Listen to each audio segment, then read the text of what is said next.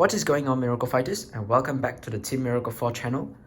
Today I'll be going through yet another V Clan collection deck profile, and since my previous one was for Murakumo, why not do it for the other Ninja Clan Nubatama? This is the Nubatama Daihouzan deck profile that I've had comments asking to do, so here it is. Daihouzan is one of Nubatama's most unique bosses. Nubatama has traditionally only gotten Ninja Dragons as our main vanguards, so when Daihouzan was revealed as our boss from Clan Collection, I was definitely surprised. In a good way, of course, since Daihouzan's design is super cool and adds more variety to the clan. Daihouzan also has very interesting flavor, as you will soon see with the grades, the grade 1s, 2s and 3s, since by riding up, you're actually experiencing and telling the story of Daihouzan's growth from a young swordsman to an old and experienced master sword saint. Without further ado, let's get right into the deck. So let us begin first with our main vanguard, which is the main grade 3, the sword saint of Invincibility, Daihouzan.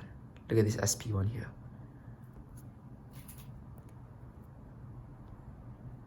Super good looking. Look at that texture. I'm a huge fan of Daihouzan's art style because he's super clean and he actually looks pretty badass. Nice. Okay.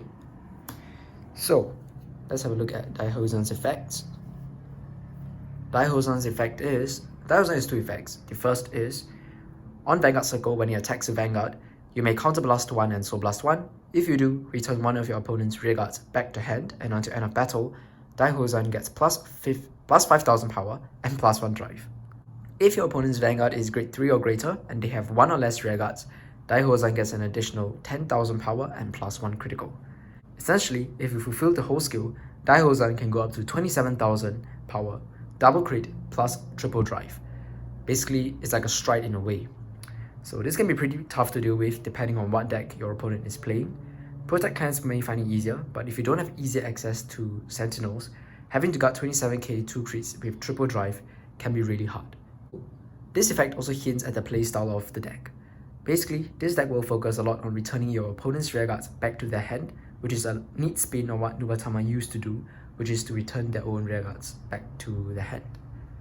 So Daihouzan's second effect is, when your opponent's normal unit is placed on rearguard circle during their turn, if your opponent has 4 or more cards in hand, they have to discard a card.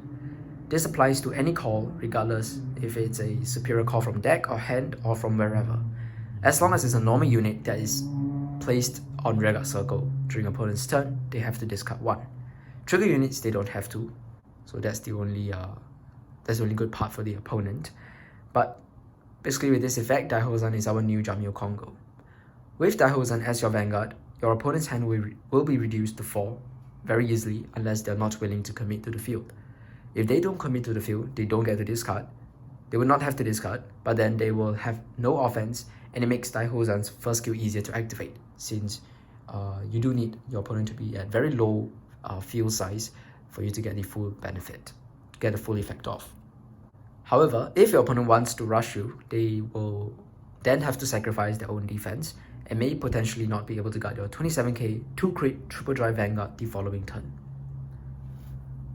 As I've mentioned, this deck will focus a lot on bouncing your opponent's rearguards back to the hand to clear the board, which actually is a great design because combined with the second effect of Daihouzan, it makes your opponent sort of have to call because their field will be emptied at the end of your turn, which will then proc the discard ability, making them lose more cards overall. With Daihouzan's second effect, it also turns all bouncing abilities in this deck into discards, but with additional steps. So now with Daihouzan's ability in mind, we can actually move on to the other cards in this deck that will help to increase the consistency of this effect. We'll start off first with Daihouzan's grade 2 version, the grade 2 Daihouzan, Sword Master of Successive Victory Houzan. Okay, so let's have a look at his effect. So 2 effects. The first is on Vanguard Circle and Rearguard Circle. Whenever it attacks, you can bounce one of your opponent's rearguards back to the hand. And if your opponent's Vanguard is grade 2 or greater, Houzan gets plus 10,000 power. This ability is mandatory, so you are forced to return something on the opponent's field to the hand. Although returning cards from the field back to your opponent's hand is sort of giving your opponents free shield for your attacks, and may even allow them to trigger, on-play skills the following turn. But in this deck, when you play this deck, you don't really care much about that. The main goal of the deck is to clear the opponent's field such that they only have one or less rearguard, so that Daihouzan can get the plus 15k, plus 1 crit, and plus 1 drive. Returning cards back from the opponent's field to the hand will also activate Daihouzan's second effect more easily the following turn. Being a free bouncer means Houzan is a must play this deck to ensure that your opponent's field has one or less rearguards without paying too much cost. 19k can hit hard and makes this card a super good beater. Boosted by any grade 1, Houzan's column will be 27k, which can devastate the opponent's hand given that we are ripping cards from the hand with Daihouzan already. The second effect of Houzan is also what makes this card the best right target for grade 2 in this deck. When rolled upon by grade 3, if your opponent has 3 or more rearguards, choose one of your vanguards and it gets plus 1 critical and plus 1 drive for free. Now let's go back to Daihouzan. Okay, so against this deck, right, your opponent's first instinct will be to, rush down your deck, rush down Daihouzan. A smart opponent will try to call as many rearguards as they possibly can before you ride into Daihouzan, since if they're going to be discarding for Daihouzan, second effect anyways, might as well just use them as attackers or boosters to push for damage before you even reach your grade 3 turn. Calling cards early will flood the field, making it harder for you also to achieve the 1 rearguard condition that Daihouzan needs to obtain all his additional power-ups and crits and stuff. So what this means is that calling a full field sort of is a counter to Daihouzan, right? But here's where the grade 2 Houzan's second effect comes in. So if you write this card, your opponent will actually think twice about rushing. Because if your opponents rush, then you'll be able to activate the second ability of Houzan to give your Vanguard plus 1 crit and plus 1 drive. Essentially is a free triple drive and free double crit for your grade 3 Vanguard. And most of the time, your opponent will not want to give you such free advantage. So just like that, you basically put your opponents in a dilemma, like put your opponents in a bad spot, where they have to decide whether they're okay with giving you the free, crit and a free drive, or whether they want to hold back but be absolutely blasted by Daihouzan the following turn. So Houzan actually places great passive pressure on your opponent and can force your opponent into making suboptimal plays if they're not careful. Houzan discourages rush as well, which is good because then we can slow the game down to our favor. The only thing I don't really like about Houzan is the mandatory bounce, since it can render the second effect useless, but it is what it is. I'm not going to be greedy. I think it's still a really good grade 2 for the deck. For our secondary right target and one of the best rearguards for the deck as well, we have Stealth Dragon Magatsugil. This is an absolute staple for Nubatama for a very long time, and it's pretty much the best value grade 2 in Nubatama in my opinion. So on plays, counter plus 1, so plus 1 on Vanguard and Rearguard Circle, you can draw a card and give Magatsugil plus 6,000 power, making it hit for 15, boosted by grade 1, and AK grade 1 will be 23 magic against all Vanguards. End of battle, if it's on Rearguard Circle, end of battle that attacks, if it's on Rearguard Circle, moving into your soul, and you get to return one of your Rearguards to your hand.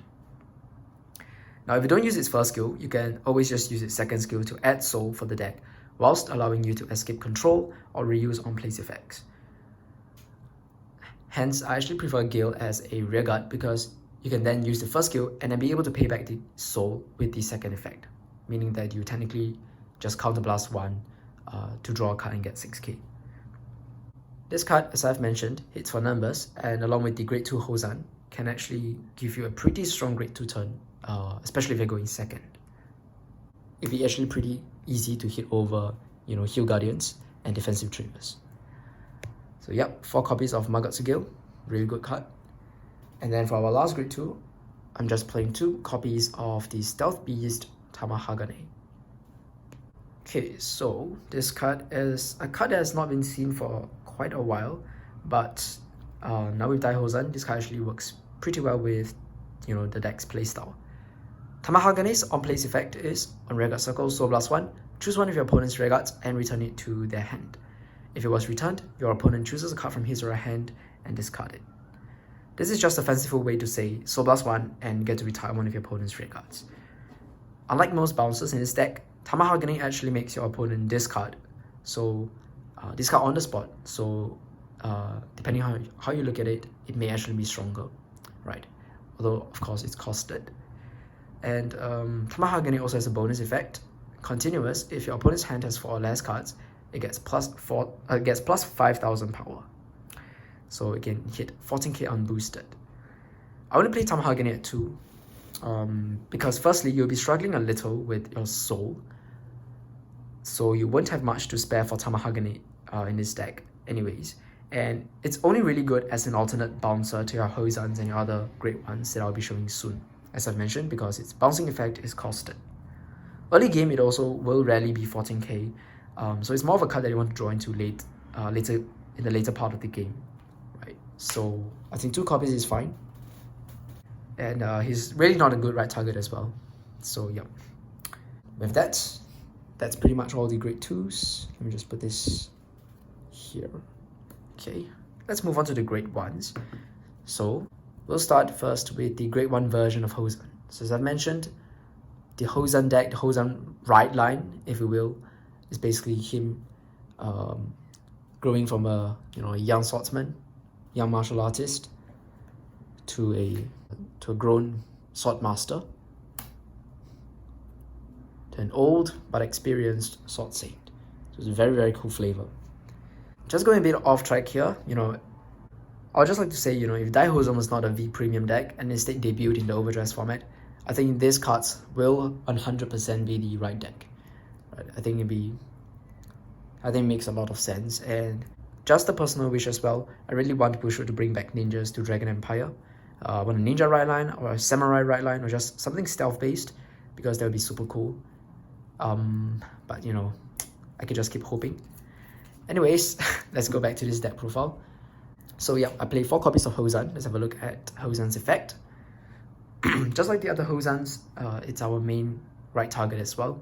So on place on Vanguard Circle, you can check the top 7 cards of the deck for a grade 2 or greater Daihouzan card and put it into your hand.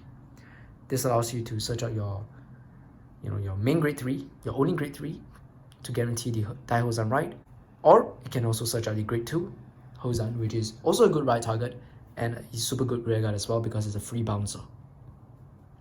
So it's just 3 cards, why not, And then the second effect of Daihouzan is on rear guard circle, at the end of the battle that he attacked or boosted, you can choose one of your opponent's rear guards and return it to the hand. So once again, a mandatory bounce, just like the grade 2 Daihouzan, except that its timing is a bit different. It's at the end of the battle that you attacked or boosted. This may actually be better or worse depending on how you look at it. It's better because you can prevent your opponent from getting free shield to guard its attack, but it may also be worse because it doesn't really work as a good booster for Daihouzan. Now Daihouzan checks for 1 or less rear guards on his attack, and if you want to clear the field with Daihouzan, only have this as your bouncer, you will have to use columns that have this card first. This means that your rear guards will be attacking first, and your Vanguard will be last, which isn't that good because you want to be applying your trigger effects to your rear guards as well. So the timing may be a bit awkward sometimes as compared to the grade 2 Daihouzan, but overall a free bounce is still a free bounce. We'll take it. It's still one of the best bouncers in this deck. And just remember not to put this behind a Vanguard unless you're confident of clearing the board before your Vanguard attacks. I would say that he's actually best used as a booster for your last attack, so that you can bounce a rear guard just before your opponent's turn to make them have to discard once it reaches their turn, and it also prevents your opponent from using that card as shield value. But regardless of how you use him, there's no denying that he's a staple for the deck, best right target, and free bouncer, so it's welcomed. The other grade 1 bouncer that we play is the Stealth Dragon Antembrand. So this used to be a promo card, and I'm glad it was reprinted in this set because this card is such an amazing card for the Daihouzan deck. Antembrand's effect is activated once per turn, you may rest this unit. If you do, your opponent chooses one of his or her rear guards in the same column as this unit and return it to their hand. If a unit was returned, you get to stand Antembrand and give it plus 3,000 power until the end of turn. This is such a good skill. It's basically a free effect since it rests and then stands itself if you bounce something. And obviously you will only use it if you can bounce something. So essentially what this means is that Antemon is a free 10k booster that also bounces one rearguard on your main phase. Basically, this card has to be played in Daihouzan because it increases the consistency of the bouncing so much in this deck, and it allows your columns to hit for even higher numbers. Right, it makes magic numbers. Right, 10k is super good. It makes magic numbers with almost every single card in this deck, including the great ones. Right, because it's 10 plus 8 is 18, and it's sort of like a a field trap. Just put it, at the side columns, and then you almost be guaranteed a bounce every single turn. Since unless your opponent is not willing to call to Rearguard Circle, which is rarely the case, right? So yeah, basically it's a trap card, a really good one. And the reason I don't max it out is because it's a 7k base grade 1 that's not really good if you ride it. And I think that you don't really need that many copies of it since we're already playing out, our 4 Houzans, and we do want to play some other grade ones as well. So I think 3 is fine. Any lower, I will feel a bit insecure, right? 4 is a bit too much, so I settled on 3, and I think it's good. So with this, plus this, plus this, plus this, as well as the Vanguard, we have like, okay, let's not count the Vanguard, right? Let's just count all these Rearguard bounces. We have a total of what? 13 bounces. I think it's a pretty good number, given that your Vanguard will be a guaranteed bouncer as well. So, yeah, about 14 bounces. You're bound to be able to clear off your opponent's field pretty easily unless, they're playing a gigantic board like XL or something. But I will address that later on. So, yep. This is basically the core of the deck. Now, the remaining cards that I'm going to show are just a bunch of resource givers and consistency uppers for the deck. So we start off first with the grade 3 Searcher because, as you can see, Daihouzan is our only grade 3.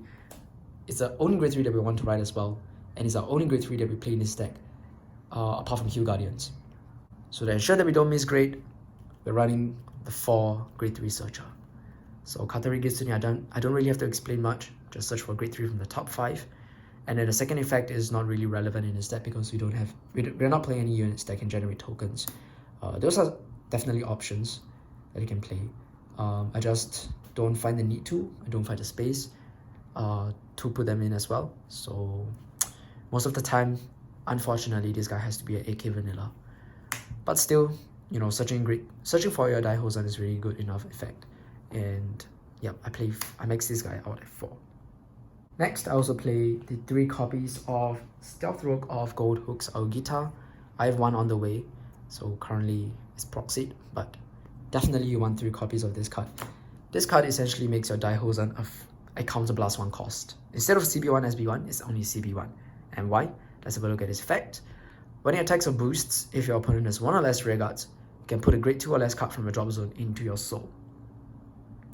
Now, as I've mentioned, this deck only plays 4 grade 3s, so we don't really rewrite a lot, and many of your cards also cost soul. For example, your Vanguard itself, Magatsu Gale, as well as Tamahagane, right?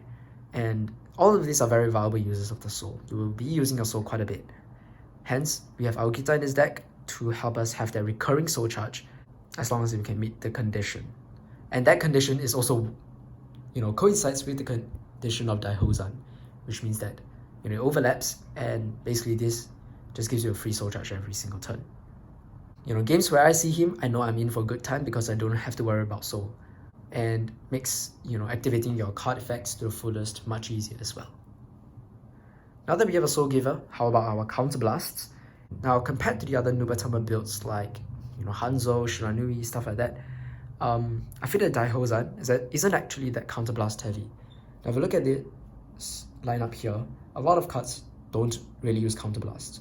This doesn't use, this doesn't use, this doesn't use. Actually, we should see what uses. So our Vanguard uses, Magatsu Gale uses, and that's pretty much it. Hence, counterblasts, I don't find it too big of an issue in this deck. Hence, I'm not really maxing out on our counter charger, right? Our best counter charger, Sakura Fubuki. I'm only playing 2 copies of it. Counter charge is definitely still needed. I just don't find the need to, max him out because a lot of times I also fail to reach the condition for the counter charge, to fulfill the condition for the counter charge. So what is his effect? On plays on rearguard circle, if you have 3 or more units, discard a card from hand, it gets +3k at the end of turn. If there are 1 or less face-up cards in your damage zone, you can draw a card and counter charge 1.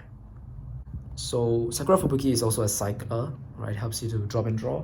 It's also an 11k booster for the turn. 11k will make magic with Daihouzan to hit force vanguards, which is good. But I think 2 works fine. As long as you're seeing Magatsu Gale, you can actually just easily bounce this card back into your hand to reuse the on-place effect again. Counterblasts definitely do, add up over time.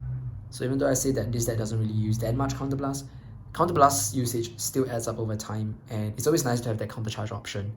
That's why I'm not totally cutting this card out from the deck, and because I don't want to accidentally starve myself of resources.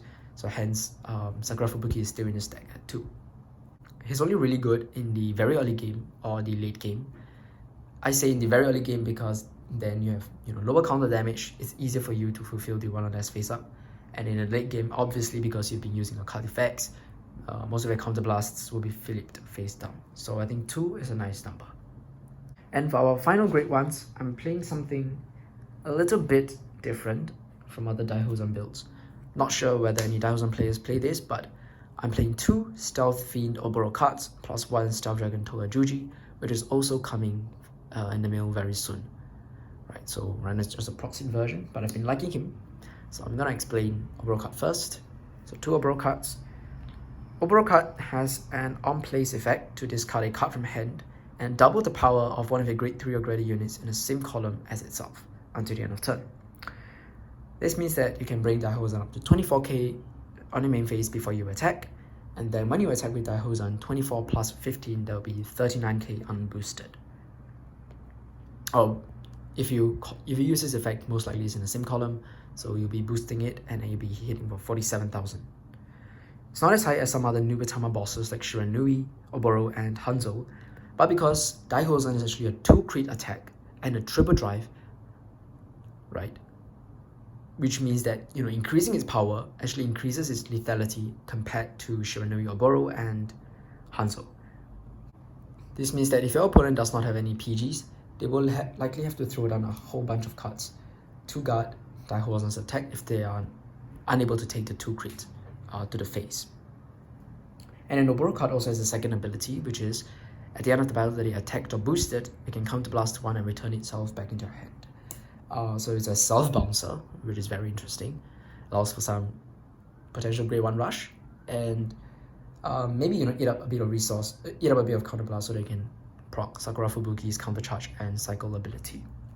Plus, it's also returning 10k shield that you can just pop them early game and then get to return it back if your opponent does not kill it.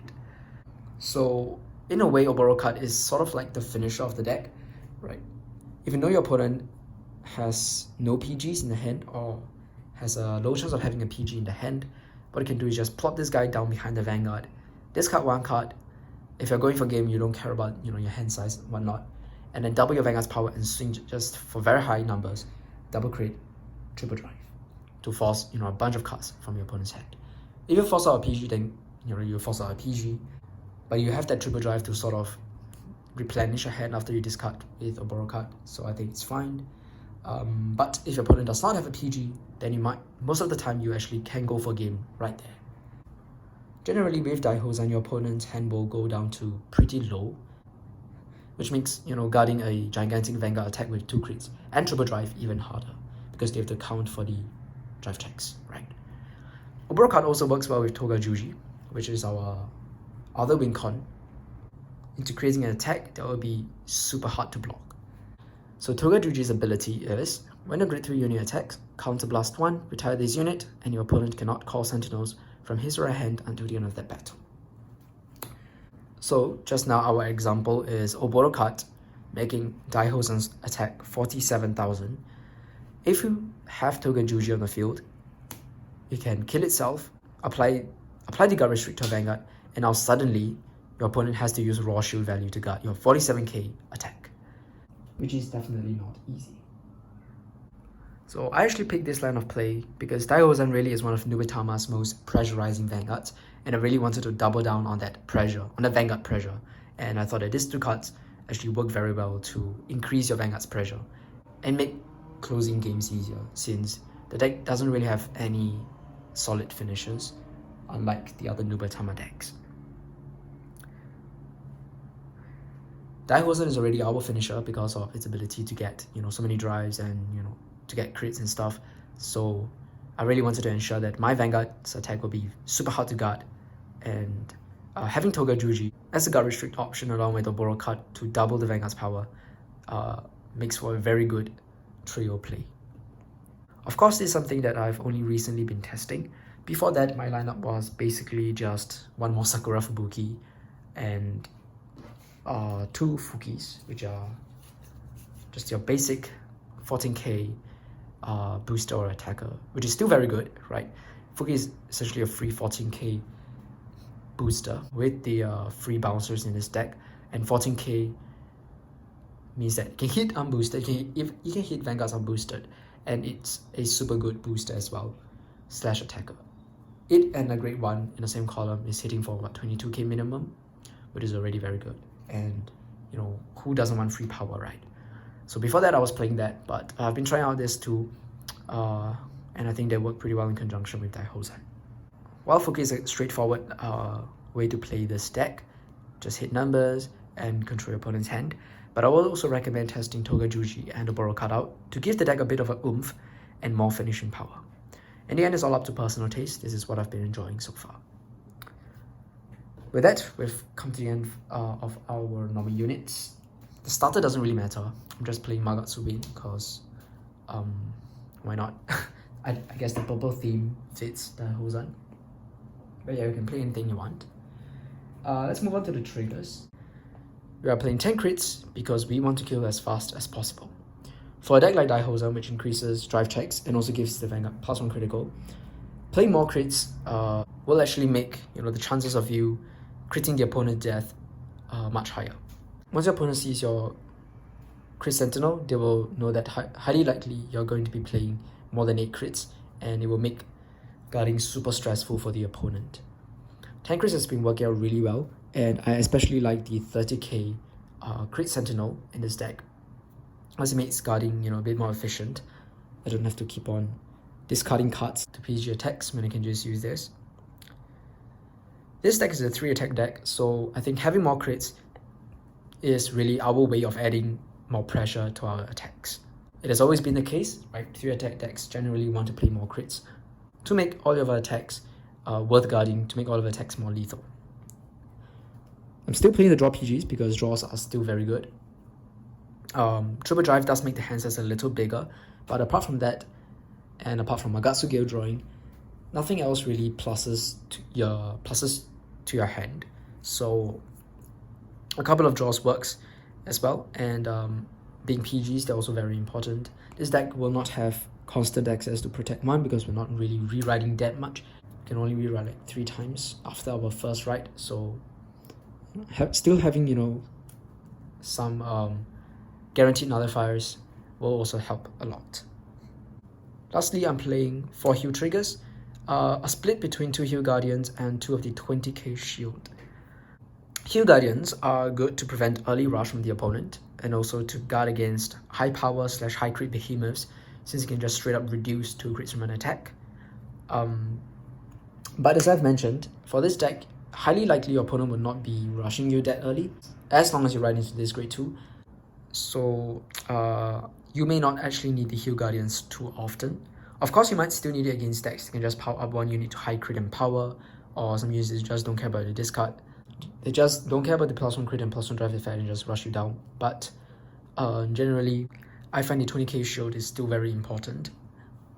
Now that most players are playing the 4 heal guardians, many decks will try to make attacks that are 20k shield guard so as to force 2 cards from your hand to guard. And I like having this as a surprise, and also for more efficient guarding in the later game, where this can actually protect you better than the 15k shield from the heal guardians. The extra 5k does go a long way in helping you conserve your hand size. This deck can actually drag out the game quite long as well, so by playing more into the late game, 20k shields actually have certain merit in this deck. 4 Hue Guardians are definitely fine. The Hue Guardians can also act as attackers if you want to. Right, 10k is pretty good. His magic with all the great ones because it's like a force grade 2 number. And 4 Hue Guardians also guarantees that you don't die too early to rush. And this 20k plus the 30k crit sentinel shield means that this deck can become pretty beefy as well, allowing you to survive better and be able to just grind out the opponent. So that's basically the entire deck. I've already talked about some of the alternatives like Fuki, which I do still really like. If you guys are not a big fan of a borrow card and Togajuji, you can always just go back to Fuki. But let's have a look at some of the other alternatives. So Tagamaru, which I currently don't have a copy on hand, was also a card I used to play at like 2 copies. It hits for numbers, right? It's a 22k attacker as long as you bounce something, which is very easy. But the problem with it is that it clogs up the front row. So this deck generally wants to attack with your Houzans, which can bounce your opponent's regards for free and are your best attackers. And it's one of the better attackers since it hit for 19k already on its own.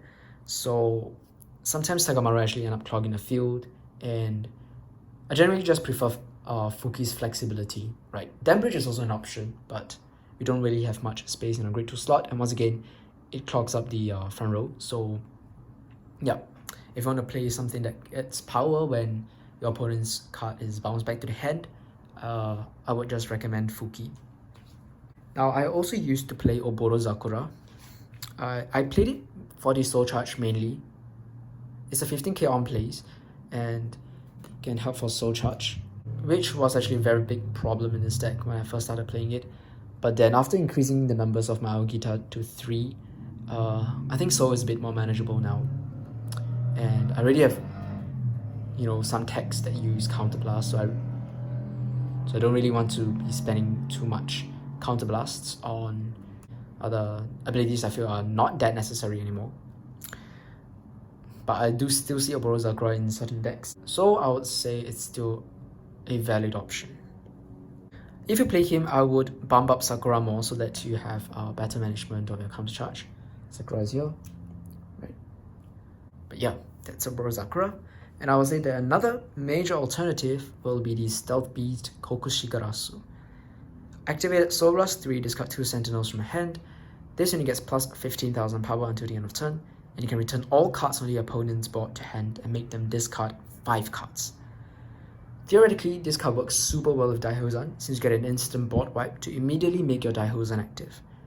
By forcing a discard of 5, it also means that if you return less than 5 cards from the opponent's field to the hand, they are discarding more than what they have gotten back into their hand. So depending on how many rear guards that the opponent has on the field, this can really mess with their hand size. It can really make your opponent minus to Oblivion. However, in execution, it's not the easiest to accomplish this combo. To get 2 Sentinels, right, the easiest way to get Sentinel is by Protect 1. However, this deck does not have an abundance of grade 3s. You're not going to be rewriting so many times, and so Protect 1 will not be that common. And so the only way that you can stock up on Sentinels is if you draw into your Sentinels, hard draw into your Sentinels. This is not really that practical, so gift acceleration is absent, hard draw into Sentinels, not practical. That already is one issue. The other issue is that soul, right? Your soul, you will not really have that much soul. Like Soul Blast 3, it's like Soul Blasting your grade 0, grade 1, and grade 2. So in your first grade 3 turn, you use this. You don't even have soul for Daihouzan to get the benefits. Unless you use this on second grade 3 turn, then suddenly next turn you have to worry about soul. Unless you have Aogita on the field. But then it means your other soul blasters will cannot really be used, right? So there's just something a little bit iffy about it. But Kokushigarasu does sound pretty powerful. It's just I find that it can be a little hard to use it. It can be a bit slow if for some reason you're unable to rewrite. Right? It's definitely strong, but it just adds a little bit of inconsistency to the deck, and you need to be better able to manage your resources if you want to play it. But yeah, it's definitely an option for this deck. I know some players can make it work, which is nice. So once again, it's down to personal preference and personal playstyle. I think Kokoshigarasu works pretty well with Antembrand, because Antembrand can bounce back stuff in your main phase, right? So that your opponent has like less than 5 rear guards on the field, and you use this, and then you're making your opponent discard more cards than they're returning, which is pretty neat. So that's Kokoshigarasu. Lastly, we also have Jamyocongo as another way to finish the opponent, other than my proposed way. So Jamyocongo is on attack, Vanguard Rearguard Circle. If your damage zone is 5 cards, so blast 1 grade 3, bind any number of cards from your drop zone. Until the end of the battle, it gets 5k power for each card in your bind zone, and your opponent cannot call Sentinels from his or her hand to guard its attack. This is a massive finisher. They can hit for some pretty much unblockable attacks unless you have PGs, but PGs can't even block as attack, so your opponent will need a whole ton of high shield value triggers to guard Jamyocongo if his attack does go off. If you play this, I would say you play this as a 1-off, 2-off maximum, because you generally will not have a lot of grade 3s in Soul to Soul Blast out with Fuzen, and having to be at 5 damage means that the opponent can control when to give you that 5 damage, and basically control when you can activate Jamyocongo. If you're up against Force 2, highly likely you will not be able to activate Jamyocongo unless you check a heal trigger somewhere. So yeah, Jamyocongo is not that spammable, but it definitely adds finishing power to this deck, which can sort of lack finishing power in a way. So yeah, these are 4 alternatives that is really up to your personal style. They're all valid options that you guys can try out to see for yourself whether you're like them or not. For the gifts, generally for this deck, you do want to choose Protect 1 because it's really the much better gift compared to Protect 2. However, that is not to say that Protect 2 cannot be used for this deck. I think it definitely can be. If you really want to go for some early aggression to push your opponents to high damage, because then it will make your Daihouzan in the following turns much more dangerous. Once again, up to personal preference. Protect 2 doesn't disappear like Protect 1, so you will get more uses out of Protect 2. Just that this deck doesn't really have a lot of grade 2s to make use of the 15k intercept. Generally, you don't want to lose Houzans. Your Magos Gills will disappear, so what, you only have like Tamahagane, right? So yeah, generally I'll still pick Protect 1 for this deck. Overall, the Daihouzan deck is a very well-balanced deck. Daihouzan still has a few flaws, like being highly reliant on bounces, especially against decks with massive board presence, like Gold Paladin, which can just swarm the field with so many rear guards, so many cards. True, they do have to discard when they call, but they can dish out so many attacks, and Daihouzan doesn't really plus much, and doesn't really build up like some gigantic hand size or whatever to guard those attacks. Now with Grand Azul Scissors coming, Daihouzan's auto abilities are also turned off, which can be pretty annoying. You just really have to be a bit more aggressive as well in the early game so that you have a better chance of finishing the opponent. For some reason, this deck does struggle to kill sometimes, especially in the Protect matchup, where your Vanguard can easily be nullified and the rares are not really as powerful as those that you see from other clans. Apart from hitting some good numbers, there's not really that edge that this deck has over other decks, apart from just making your opponent discard cards whenever they call. But nowadays decks do plus quite a bit, so we cannot entirely rely on that. Still, Daihouzan's discard ability remains the saving grace for this deck, which we hope will slow the game down to our favor. Because of the unique nature of Daihouzan, this deck is actually super good against bad players, I'll say, right? Or newer opponents who may not have really faced the deck before, because they'll be more prone to making mistakes and making certain decisions as compared to players who know how to get around Daihouzan. One tip and one trick that I have for you guys if you're up against another Daihouzan player is that if you're going to be discarding triggers, you might as well just call them to the field if you have empty circles before you call your normal units. And why? Because Daihouzan does not make you discard if you call trigger units. Hence, sometimes you might as well just convert that trigger in your hand into a 5k booster or an attacker to reduce your hand to that 4 limit whilst still being able to commits the normal units into hand.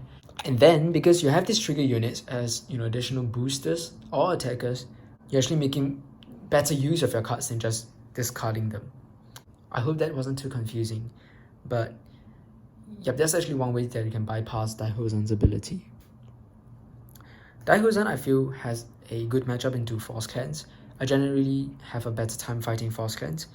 I think that's because we have Protect Gifts to guard against Force's attacks, and Force cannot really spam more than 5 rear guards. They are unlike XL, which can go up to more than 5, making it pretty hard to reach the 1 or less condition that Daihouzan requires sometimes. So against Force Clans or against another Protect Clan, they most of the time generally will only have 5 rearguard slots to call to. So you need 1 or less, your Vanguard can bounce 1, you just need 3 more bounces, which is very easy in this deck. So I would say that against Protect and Force, it's easier to control the opponent's board as compared to XL decks. Daihouzan's true potential, I feel is in Premium, because in Premium, this deck will have access to strong finisher style strikes, and the hand rip ability is much better in the Premium format due to more superior calling and chain calling present in that format. Now with Jamyocongo gone from Premium, Daihouzan is the new face for Nubatama Premium, though that may change with Magatsu Reverse, maybe in the upcoming clan collection. But that's a discussion for another day. With that, I hope you guys got some insight into this deck. V Clan Collection didn't really bring us any new toys to play with, unfortunately. It's all Magatsu Storm stuff, which I'm very excited for still, because I do love Magatsu Storm. So for that, I'm actually currently in the midst of testing out the new reverse stuff, and I have to say, it's a super refreshing playstyle. It's a really nice one, and I can't wait to actually play it and maybe even do a deck profile for it once the English set drops. But that's pretty much the end of this video, right? Do leave any suggestions or queries in the comment section down below about how you guys might improve this deck, or you can share with me your deck lists as well, and maybe I can learn a thing or two from you guys as well. So yep, hope you guys enjoyed this video. For now, bye guys. Oh yeah, speaking of Jamyocongo, I think some players also play Jamyocongo in this deck to instantly wipe out the opponent's hand. But I find that a lot of times when I ride into Jamyo, I generally don't want to ride over Daihouzan, right? But most of the time I do still prefer staying on Daihouzan. But having 1 or 2 Jamyocongos in this deck can actually help you against decks that can generate a gigantic hand size at the end of the turn. So decks that have card abilities that allow them to draw at the end of the turn. So it can come in very handy. So if you guys want, Jamyocongo is also a decent option. Decent backup grade 3 in fact for this deck. The only thing is that it's very passive, unlike Daihouzan, which actually tries to kill your opponent with the double crit and triple drive. But yes, still an option to consider.